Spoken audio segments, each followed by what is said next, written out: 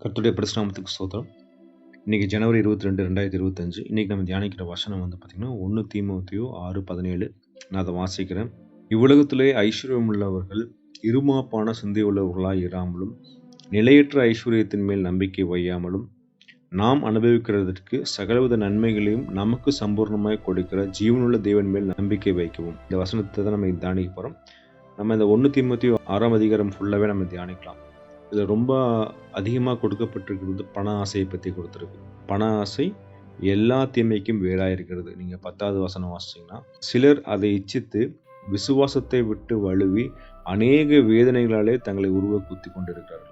பண ஆசைனா பணம் தேவைதான் இல்லையா? பணம் ஒரு நல்ல ஒரு வேலைக்காரன் இல்லையா? ஆனால் ஒரு பேட் மாஸ்டர் அப்படின்னு சொல்லுவாங்க. நம்ம அந்த பணத்தை ஒரு வேலைக்காரனாக வைத்திருக்கும் போது தான் அது நமக்கு நல்லா வேலை செய்யும். அதை நம்ம தலைக்கு மேலே வச்சுட்டோம்னா, அது சொல்கிறபடி நம்ம கேட்டோம்னா, நம்ம வாழ்க்கை எப்படின்னா விசுவாசத்தை விட்டு வெளியே போகிறவங்களாம் ஆயிரும். ஏன்னா நம்ம வசனம் வாசிச்சு இல்லையா, நம்ம அந்த பணத்தின் மேலே நம்பிக்கை வைக்கும்போது என்ன ஆகுதுன்னா, எல்லாவற்றையும் பணத்தினால் சாதிக்க முடியுங்கிற ஒரு நம்பிக்கை நம்ம மேலே வந்துடும். நமக்கு ஒன்று தேவைன்னா நம்ம தேவனிடத்தில் போகவே தேவையில்லை.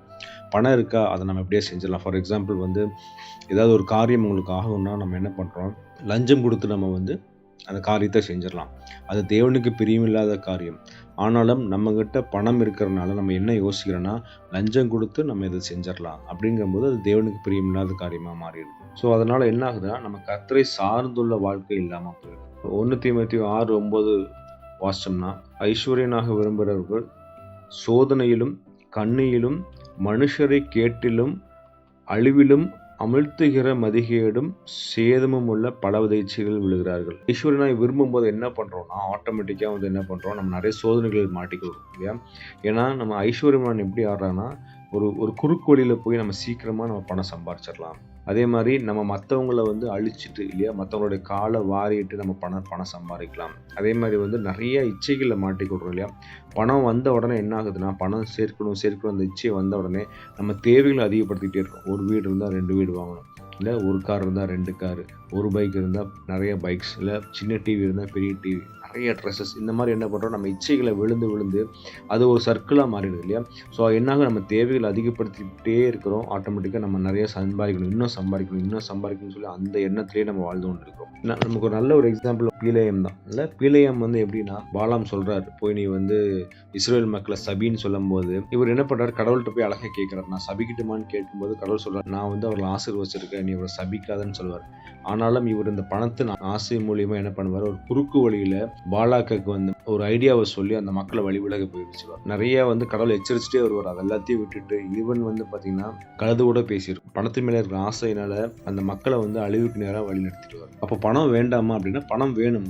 நம்மளோட எண்ணங்கள் இல்லையா, மேபி நம்ம வேலை செய்யற ஒரு 8 மணி நேரம் 9 மணி நேரம் 10 மணி நேரத்துக்கு அப்புறம் நம்ம எண்ணங்கள் என்ன இருக்கு, பணத்திற்கு குறித்த எண்ணங்களே இருக்கா, இல்ல தேவனை குறித்த எண்ணங்களே இருக்கா? பண ஆசை எல்லா தீமைக்கும் வேறா இருக்குன்னு சொல்லியிருக்கோம். சில இச்சித்து விசுவாசத்தை விட்டு அநேக சோதனைகளால் தங்களை உருவி குத்திக்கிறார்கள். என்ன ஆகுதுன்னா, நம்ம பணத்தின் மேல ஆசை இருக்கும்போது ஆட்டோமேட்டிக்காக அந்த விசுவாசத்தை விட்டுறோம்.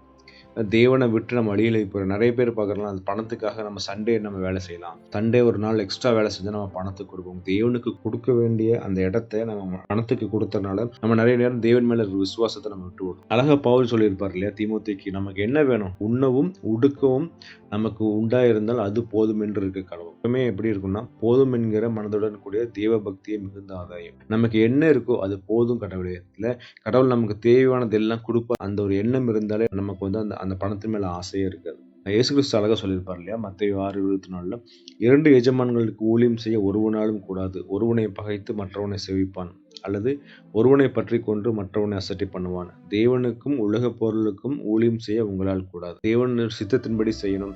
தேவனுக்காக நம்ம ஊழியம் செய்ய நினைக்கும் போது நம்ம இந்த பணத்துக்கு பின்னாடி போயிட்டே இருந்தோம்னா நம்மளால தேவனுடைய ஊழியத்தை செய்யவே முடியாதுங்க. அதுதான் வசனம் சொல்லுது, 2 பேருக்கு நம்ம கண்டிப்பா ஊழியம் செய்யவே முடியாது. மாற்கு 10:21 தேவன் சொல்றாரு, மிகுந்த ஆஸ்தி உள்ளவனாய் இருந்தபடியால் இந்த வார்த்தையை கேட்டு மனமடைந்து துக்கத்தோடு போய்விட்டான். இல்லையா? எந்த வார்த்தையை கேட்டுன்னு பார்த்தீங்கன்னா, இயேசு அவனை பார்த்து அவனிடத்தில் அன்பு கூர்ந்து உன்னிடத்தில் ஒரு குறைவு உண்டு. நீ போய் உனக்கு உண்டானவர்கள் எல்லாம் விற்று தரித்திரருக்கு கொடு.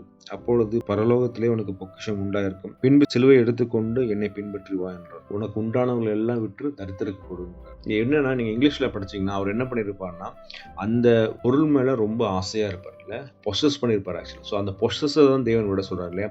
பணத்தை எல்லாத்தையும் விட்டு தரித்திரருக்கு கொடுக்கறது வந்து எப்படி சொல்றாருன்னா, நீ அதன் மேலே சார்ந்து இருக்கிறத விட்டுட்டு தேவன் மேல சார்ந்திருந்து உன்னோட சுயத்தை வெறுத்து எல்லாமே வந்து தேவன் தான் சொல்லிட்டு ஒவ்வொரு நாளும் சிலுவை சுமந்து என் பின்னாடி வான்னு சொல்லி கடவுள் சொல்றாரு. அதை கேட்ட உடனே அவன் மனம் முடிஞ்சு அவர் என்ன பண்றாரு, திரும்பி போயிட்டார் இல்லையா. அதுக்கு தான் கடவுள் சொன்னார் இல்லையா, மேலும் ஐஸ்வர்யவான் தேவனுடைய ராஜ்யத்தில் பிரவேசிப்பதை பார்க்கிலும் ஒட்டகமானது ஊசியின் காதிலே நுழைவது எளிதாக இருக்கும் என்று உங்களுக்கு சொல்கிறேன் என்றார். நம்ம ஐஸ்வர்யமான் ஆக ஆக ஆக என்ன பண்ணோம்னா தேவனை விட்டு நம்ம விலகி போயிட்டே இருக்கோம். நம்மளால வந்து தேவனுடைய ராஜ்யத்துல பிரவேசிக்கிறது வந்து ரொம்ப கஷ்டமா போகுது இல்லையா. அப்ப நம்ம என்னதான் பண்ணணும்? அப்பதான் வந்து பாத்தீங்கன்னா பேதுரு கேட்கிறாரு, நான் எல்லாத்தையும் விட்டுட்டு வந்தனே, எங்களுக்கு என்ன இருக்குன்னு பாத்தீங்கன்னா அவர் சொல்லுவாரு, மறுமையில ஜீவன் கொடுக்குறார். எனக்காக நீ எதை விட்டுட்டு வந்தாலும் நான் மறுமையில உனக்கு நான் ஜீவன் கொடுக்குறேன், அந்த ஒரு சத்தியத்தை கொடுக்குறாரு. அது மட்டும் இல்ல, நம்ம எதுல ஐஸ்வர்யனா இருக்குன்னு சொல்லி பவுல் வந்து தீமோத்தேயுக்கு சொல்றாருன்னா, 1 தீமோத்தேயு 6:18 நீங்க வாசிங்கன்னா, நன்மை செய்யவும் நற்கிரியைகளில் ஐஸ்வர்யங்களாகவும் தாராளமாய் கொடுக்கிறவர்களும் உதாரண குணமுள்ளவர்களாக இருக்கவும். நன்மை செய்யணும்ல, நமக்கு நம்மளுடைய திராணி இருக்கும்போது என்னெல்லாம் நன்மை செய்யணுமோ அதை நன்மை செய்யணும், தாராளமாய் கொடுக்கணும். இல்லை நம்ம வந்து நிறைய நேரத்தில் வந்து நம்மளுடைய ஃப்ரெண்ட்ஸுக்கு இல்லைன்னா நம்மளுடைய உறவினர்களுக்கே வந்து நம்ம கையில் எது இருந்தாலும் நம்ம கொடுக்குறது இல்லை. அட்லீஸ்ட் வந்து நம்ம ஜெபிக்கிறோமா இல்லை, அது கூட நம்ம பண்ணுறது கிடையாது இல்லை. உதாரண குணமுள்ளவராக இருக்கும், கேட்காமலே கொடுக்குறவர்களாக இருக்கும். அந்த மாதிரி தான் நம்ம தேவன் நம்ம எதிர்பார்க்கணும். எல்லாமே எனக்கு எனக்கு எனக்கு அப்படின்னு சொல்லி வச்சுக்கிட்டு இல்லாமல் தேவனுக்கு நமக்கு என்ன கொடுக்குறோ அதை மற்றவங்களுக்கு பகிர்ந்து கொடுக்கும். ஏன்னா வந்து தேவன் நம்மளை ஆசீர்வதிக்க எதுக்காகனா, மற்றவங்களை நம்ம ஆசீர்வதிப்புங்கிற அந்த ஒரு நம்பிக்கையில தான் தேவன் நம்மளை ஆசீர்வதிக்கிறார். கர்த்தர் தாமே இந்த வசனத்தை ஆசீர்வதிப்பாராக.